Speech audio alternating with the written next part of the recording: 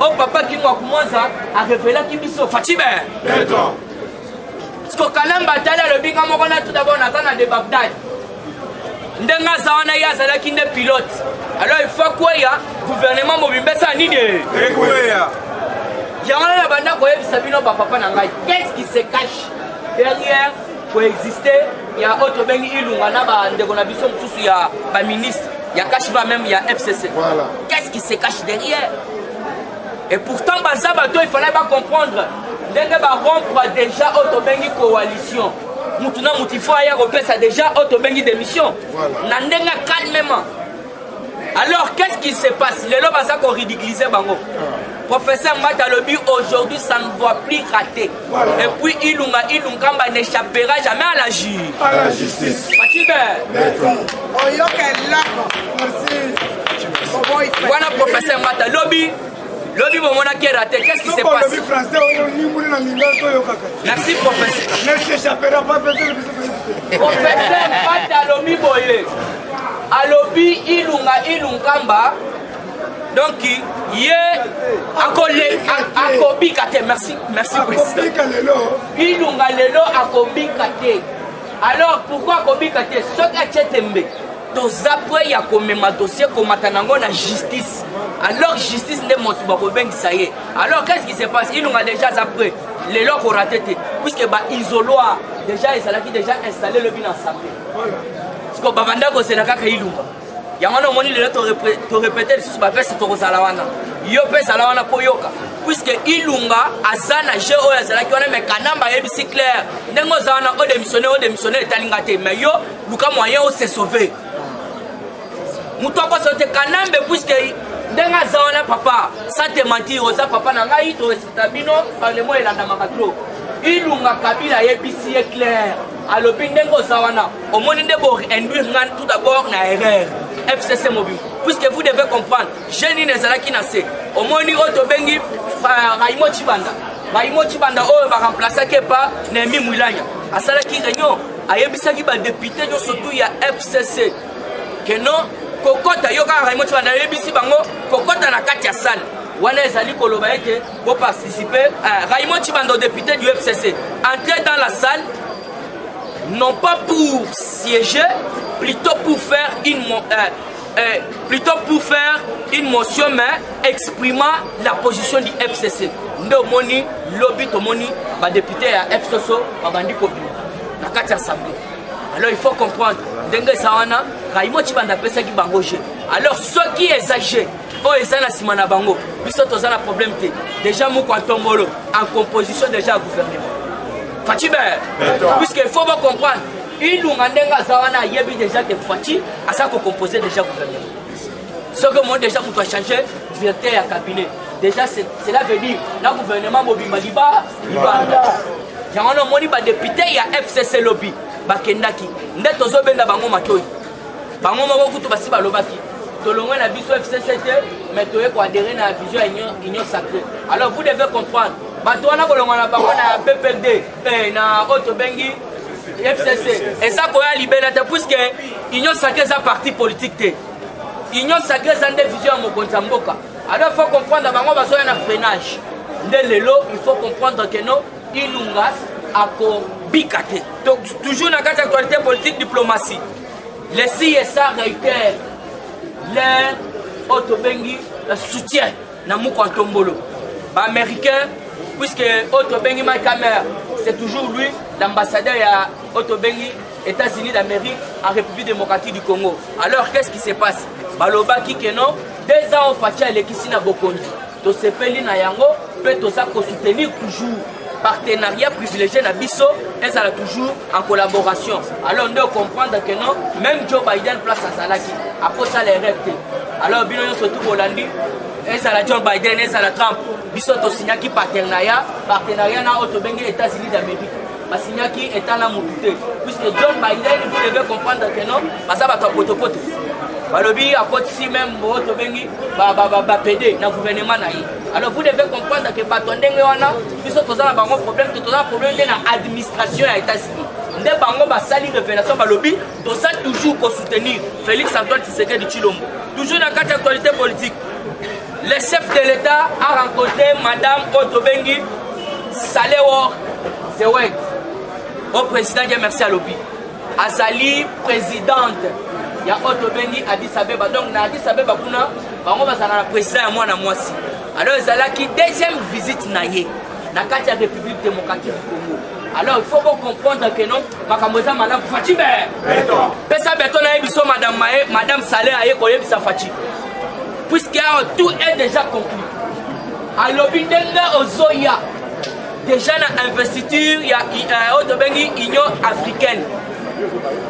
Pays nangai eza ko pesa soutien mobimba. Alors les ministres vous devez comprendre que deuxième rencontre bakutana Félix Madame Otobengi Saleh a fait sa brave révélation. Le chef de l'État Félix Antoine Tshisekedi a reçu en ce mardi tête à tête son homologue Salewo Zewek. Moi si wana za la diplomatie makasi zelo yoka. Alors bibo aza moi si président de l'Éthiopie. Elle a annoncé l'ouverture prochaine à Kinshasa de la représentation diplomatique d'Éthiopie en RDC. Elle a aussi parlé des activités commerciales entre Kiev et Addis Abeba à travers la compagnie aérienne qui compte une vingtaine de rotations par semaine. Fatime, une vingtaine de rotations par semaine. Donc cela veut dire Addis Abeba qu'on a battu les armes. Soyez vous ça Félix, la ligne to ça la échange commercial, partenariat et surtout c'est basé dans commercial. Ce qu'on échange commercial le bini. La boîte qui vient na Otobengi compagnie éthiopienne. Compagnie éthiopienne wana yemoko le bi que par semaine azana Otobengi vingtaine de rotations. Oyo banda usala kaka biloko ya Korea, biloko ya échange ezokota boy puisque Éthiopie bazana appel eloko moko te. Talana batu bazana ba Otobengi ba aéroport rebellé. Cela veut dire que l'avion est rebelle. C'est comme quand on a le lobby, on lobby, il y a puisque on a déjà un problème, mais on a révélé. Comme président de l'Union africaine. Alors, on a Otobengi, pays n'a mobimba, n'a mobimba. Tobanda ko sala siko partenariat privilégié, bisopé na Éthiopie, denga bozo sala na États-Unis. Vous ne plus monopoliser la parole. Il faut comprendre que non Muzito à lobby boy. À lobby sogi ilunga mba démissionner, cela veut dire Kabila ça coexister na union sacrée. Neto lobby to ebisi Otobengi Muzito. Affaire il y a 300 parcelles les oya. Papa Igef Gila Lengeta. Wana mutwana papa leto eb sakabino. Sogo zana bato boye miss attaque ya pamba na mboko. Bibenga leta muto osimbe zaki. Tala Otobengi Willy Bakonga. Bobanda ko lobat. Willy Bakonga bazokanga ete. Igef ali mbongo. Pourquoi ba dossier? Ndenga bozo ali sous na dossier ya Otobengi Bukanga Lonji. Lelo Willy Bakonga interdit de quitter Kinshasa pour avoir créé 19 000 écoles effectives et puis à détourner mbongo ya enseignants. Alors neto solo baboy. Tous les enseignants y a recruté qui n'ambandaka. Pas ça qui complaisance, il y a Otobengi recrutement de complaisance. Pour remplir la liste. Tous les professeurs, les enseignants, tout la mousse yaza. Va comprendre que mon continent biso a recruté qui biso, le ministre va le faire qu'il ne Kinshasa. Mais yo ça pêcher, il faut qu'on pêcher mis. Né la minute va manger surtout bakimi. Alors tu resserres la papa na biso IGF. En tout cas musala malamu, il faut tala likambo. Toujours dans quatre actualités politiques. Il faut y avoir le vice ya nenen kulunde bakangaki.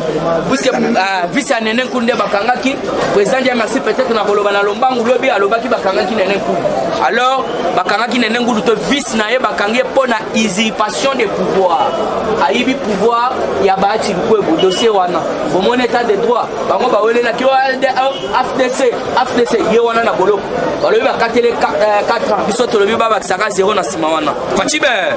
Toujours na kati actualité politique, wana za monde na landi lobby na TV5, Macron a lobby pays surtout africain oya kobo ya coronavirus bato na été bakonyata Europe donc peuple na été anyata Europe yaya nazo yebisa bino yo soza poso ke Europe kende Fachibe Macron a lobby la TV5 a lobby pays africain surtout akobo ya vaccin peuple na anyata na Europe te bango pe baya te boto bote yo ke na Europe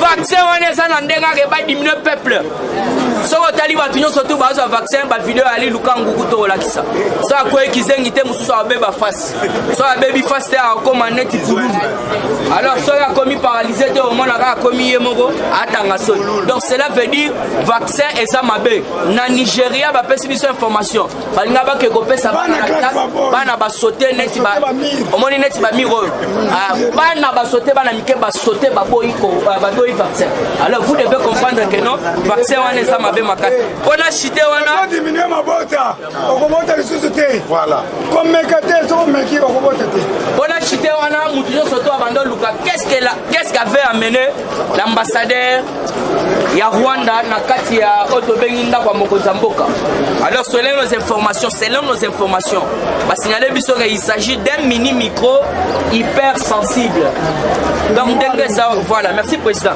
donc ça na masolo nyonso tout Fachi babetaki wana Kagame azalaki déjà na donc un mini micro hyper sensible alors biso tolobi ateza la micro azala ni mais biloko nyonso tout ya kati ya immeuble ezala liba merci président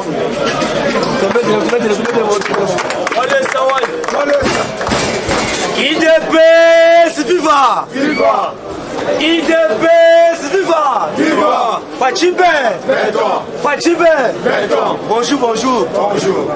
Chers combattants, le mercredi, inauguration, il y a opposition dans l'Assemblée nationale. Fachibe!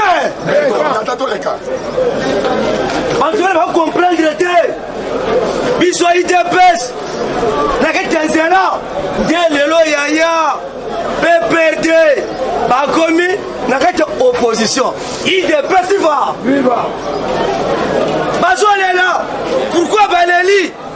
Déplacement ya Mese Ilunga Lukamba, Nakatanga, tête à tête na Mese Kabila. Inergita, après Mazona Bango Yaya. Nazo bisibino combattant urgence minaku lelo pe akita nakatanga ide pasiva Viva! pasi Kabila leli te FCC batterie Mese Kabila Yaya batterie était pour le moment notre leader Fachi Beton azo sa politique était et bilan spirituel ide pasiva Viva! Parce que tant que vous faites un clair, je vais déboulonner les systèmes pour comprendre le thé. Et les Kolobani, mais bango ba mena whisky, ba champagne, mais bisona pour président Gilles, na banabana. Tozo ça la politique, mais les loyaya, bazo là. Oh, tozo comprendre le thé, Félix a violé la constitution. Il est festival. Viva! Dès la violente, parce que politique combattant, ils sont l'écolo. Semaine prochaine, à partir de les 5 jusqu'à les 8, notre leader a voyagé vers l'Éthiopie. Il est petit va. Viva! Yakuna, remise et reprise de Mokozamboka, comme président de l'Union africaine. Il est petit va. Viva! Dossier, mais c'est une nouvelle. Pourquoi va reporter Bachalelo? D'ailleurs, lundi vers 19h, M. Ilunga a su téléphone avec le président de l'Assemblée nationale. Avec le veuillez m'excuser parce que je suis en déplacement vers Katanga. Mais le Kita, mardi n'a pas quoi. Mais Yaya, Ndelelo, Ekoinda, Ilunga, Aya, Ayate, Melelo, Ilunga, à vous! Yeah!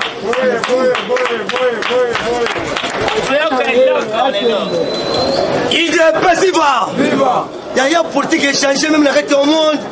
C'est la toute première fois. Un noir africain a dirigé armée à Pentacon. Il est passiva! Viva! Parce que les Américains balobi clair relation bilatérale entre biso américain na Congo ekokotana te yaya baloba te mais awa vers vendredi ou bien samedi mais c'est Batilukwe azo déposé rapport à Souka et pas Mokonzi Mboka. Voilà. Il est festival. Sans format. Après vous déposez et que vous menez Mokonzi Mboka à Kobeta Mbala Moko premier ministre na terrain.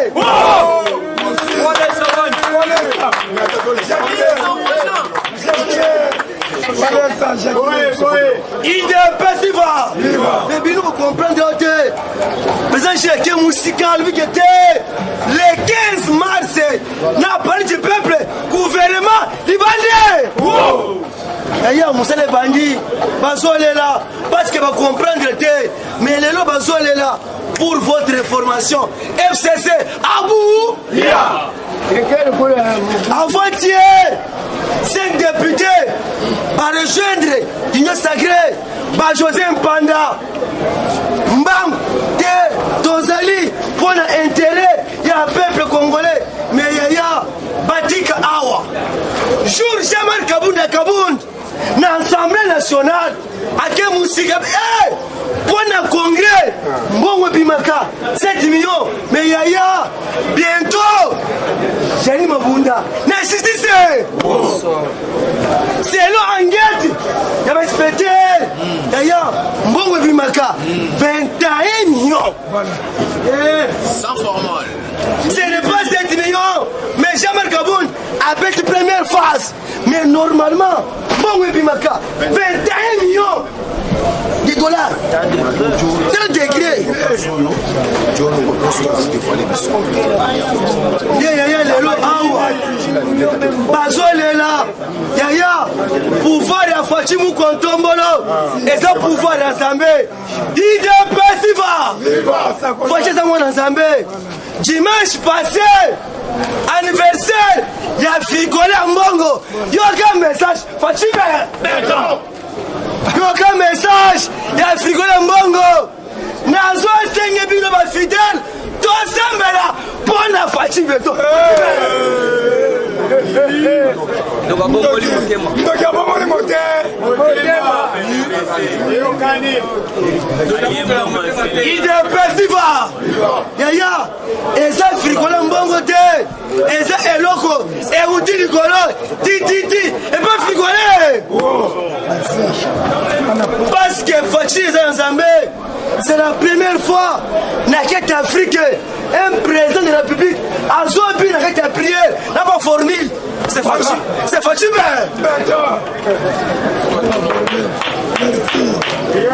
mais yaya lelo bazole là batika kolela mais gouvernement ya sika ye moko Fachi le bikile et ça gouvernement ya ba ministre belete et ça gouvernement ya ba ministre muke il est possible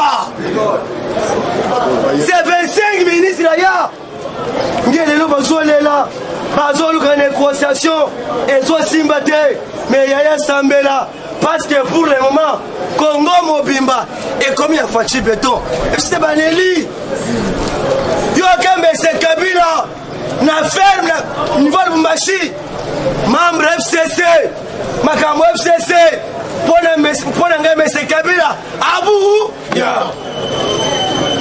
yaya bazolela kuna bazolela parce que les lots va comprendre la vérité yo ka combattant pas même une semaine ou bien 2 semaines mais na prison Kasapa abe malumalu perfusion il est possible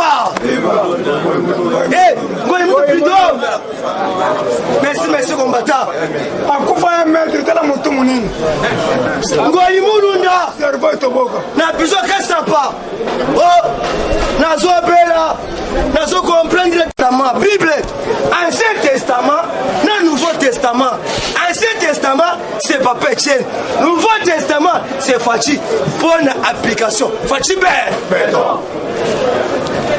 azo appliqué sur le terrain Ngoyi Mulunda akole na munoko mboka lelo so na prison à Kassapa. Azolela. Yaya. Allez là. Allez bien combattant. Il est télé sauté. Et télé justice. Fatime. Mais Yaya, nazo profité. Bah ouais, ya Katanga. N'a pas une prestation. Parce que bazo contrôler le pouvoir. Ya Fatime Beton. Il y a qu'un message. Ya gouverneur na Katanga. Nazo senga bawewa. Bakota makambo gouvernement te. Yaya, yo ke réponse à bawewa. Fatime. Yo ke réponse à bawewa. Gouverneur et bisoté. Bisoto zali awa. Toi s'il veut pouvoir, ya Fatime Beton. Fatime. Yaya. C'est examiné. Bazo comprendre te. Qu'est-ce qui se passe? Or que l'élo m'a changé. Yaya, pour raisonner, pourquoi Martin Fayoul, Mouzito, Bazangi discours? Grâce à papa, j'ai dit au Moulumba. J'ai dit au Moulumba. Bisson m'a président Gilles. Est-ce qu'ils sont politiques à Balabala? Mais quoi, un démocrate, c'est très difficile. Qui se voit combattre l'élo? Bazo ko fatité. Yemoko prophète, Yemoko pasteur, Yemoko médiateur Fatime. Ni besoin est là. Mais pour votre information, président chinois, ou tout comme combattant à la CNAC. Oh, quelques membres à la Mouka. Bazo Senga, Bakota, na d'union sacrée. Fatime. Yaya, ambassadeur des États-Unis, tête à tête, c'est Martin Fayoul. Moi, Namboka, Bako Sote, très à marche. Ceux qui ont vendu, tout le monde a pédé. Fatime.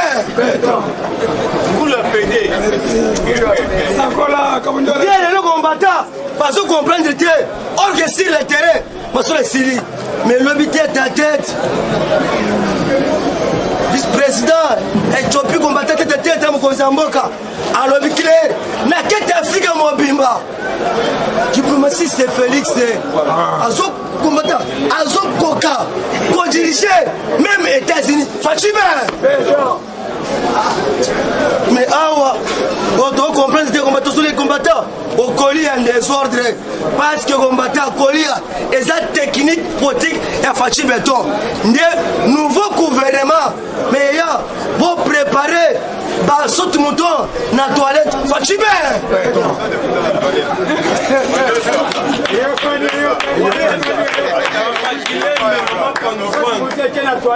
IDPS parce que beaucoup de désordre. En désordre. Fatime. IDPS Yaya, politique combien langue? Parce que les lots, parce qu'on comprend que monsieur Ilunga, combattant, dossier monsieur Ilunga, en tant que combattant de l'IDPS, dit qu'il y a un débat inutile. Dit qu'il y a une diction inutile. Parce que pour le moment, ma soeur est accarée. Pour l'intérêt, il y a du saut, il y a le peuple d'abord. Parce que PPD, parce que l'intérêt, il y a l'autorité morale d'abord. Mais c'est là. Parce que 2021, ma soeur est qui tombe comme ma casse. Mais il y a problème, il y a mandé à Fachi. Pour qu'il y ait un débat inutile. Yaya, Oyo, Bakita, Bamata, Baloba, Yaya, et ça, transition sans Gabil. Fatime, je vous remercie.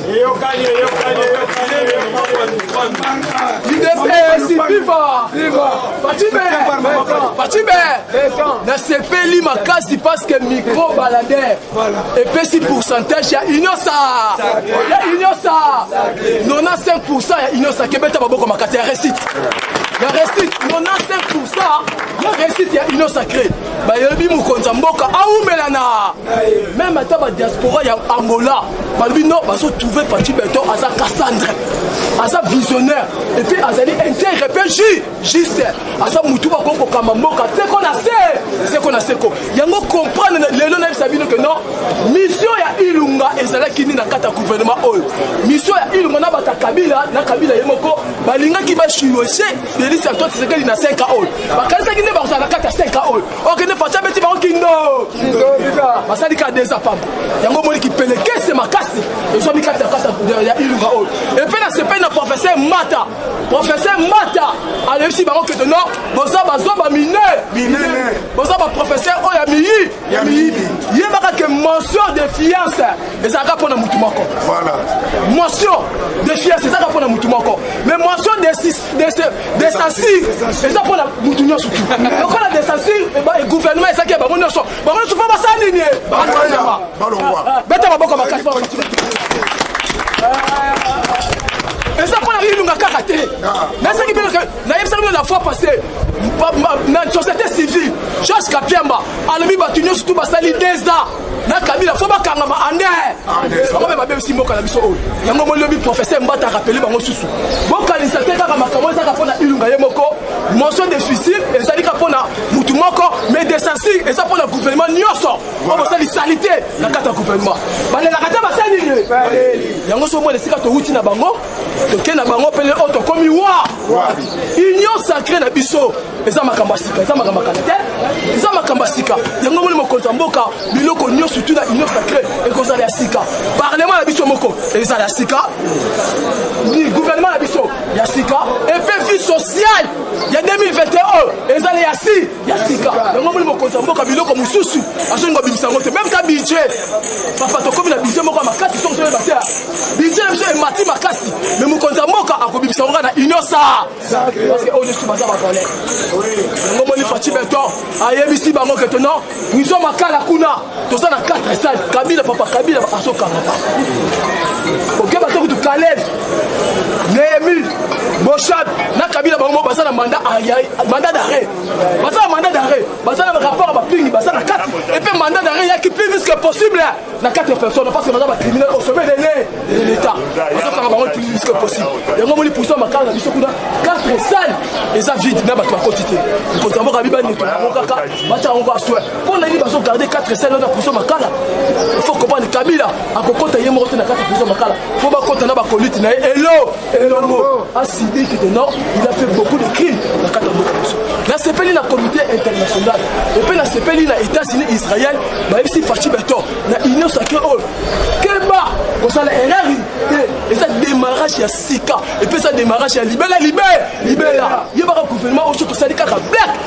to quoi il fait to perdre mandat to sali to perdre yango mo union sacrée o sali kamba kosala na moté les trains est en marche il faut to trier bato baza même maboko peme o union surtout même la constitution to yungula ki bango to pona ki bango mais la chose que Fachi Beton a déjà prêt la liste na yebsa kabilo que union sacrée et banana ngo banda kala Maman papa Tshisekedi azalaki au moins chef Kabila na biso azali secrétaire général to kala ya IDPS yana mo konta boka na Kabila na ye donc batu même o basala fort na kata IDPS papa Félix Antoine Tshisekedi azo tenda mo male caméra abalo kasane non lokola saka na kata puso kuna yeka mutaza bika tala lobby ndenga de la kata sanine même ata moi si na ye ale la kata sanine baboto ba garde de corps ne pas la ça donc so mu ko tombolo azomela genene pour ça Gilles alobaki azomela susu milikité azomela agena ko saka na te mi ce sont que tel ka ba mobo yo mo comprendre que non muto ça kanda vakasi yango so mona il sakene so moto be bisango ezalité boza la calme bo comprendre eloko nini o Ilunga lelo nesa bino Ilunga bako humilier na lobaka ngo ndako bango pamba awawa Ilunga le corps so tete bako humilier lelo to komi wa Ilunga aya te ata ye bako humilier en désordre on comprend que dans ma bé o ya sala ki batu o yeba ni le en futa yango moni comité international so la suswana ba sepeli na mandat o ya union sacrée ba Fachi Beton garder bali na yo ko bouger te ko ningana te et puis cela ma yele na kata batu on surtout ba so na kata union sacrée Bemba Moïse bazaki na mission totale na kata union sacrée mission totale bazaki na kata union sacrée mais mo konza mboka sa bitimel ki bali na bango na kuna bango ba ndingaki ba freiner Moïse ba kutani na Kabila ebisi yezo sa na Petro na akobaliki na bino bango idée na bango saki nini zandu oyo esala nini ke bato basala guerre civile na kati ya zando oyo ntango to bato bakokufa na kati ya zando oyo epe kati na enseignement ministre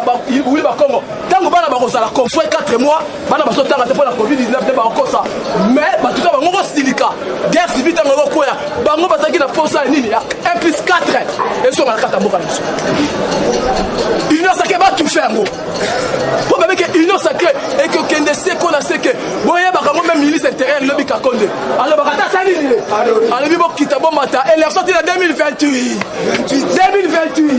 bakotuna ngu ngula kotuna me bakolela babandi déjà kolela baparti politique na bango 2022 eketika susu koyokana te kaka idps le cerveau moderne ya congo oyo ezaka idps oyo nasepelaki mingi lobi toleka na président na mutuka na biso émissaire ezaka mwana kabila batiaka lisango kaboy mais lobi tokekuta batie par 4 minutes ya faci beto il faut comprendre sikoyo émissaire ezaka awa kaka na yini kota ISA na 24A mwana kabila kosakana te bafase sans formule batie par 4 ya faci comprendre sikoyo eloko ni bakimi union sacré oyo soki okate basuwa oyo okotikala kozwa susu force te na kati ya mboka okotika susu kozwa pouvoir te na kati ya mboka oyo yango bango litu bazozwa idée mpe bazozwa idéologie bakosunga moko atembolo yango bangole balobi ke non faci beto zala mayele makasi bato wana baya bato wana basala na bango me manda na biso oyo ya union sacré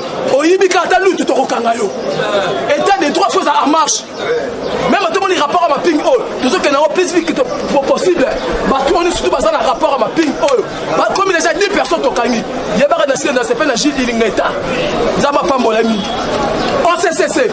OCCC bazokanga bakala milité aza déjà mandat d'arrêt batindeli ye onatra mabaya aza mpe na mandat d'arrêt donc baza bacriminel minene na kati ya basociété na biso wana bazoyiba mbongo trop bakabilisa nde batoni na kati ya OCC même ata esne régi de so baza déjà na mandat Gilles Ingeta bakala mingi tazokota na kati ya basociété wana akanga bango ya desordre yango nomoni balobi ke non mukwatombono mwa efaci beto na kati ya gouvernement na biso surtout ministre ya justice tozosenga yo mukwatombono surtout ministre ya justice tina biso mutu aza crédible deti luso lobano bato babi ministre ya défense na ministre ya justice tina biso bato baza crédible oyo bayebani mpe makasi basengi luso lobano beta maboko makasi luso lobandi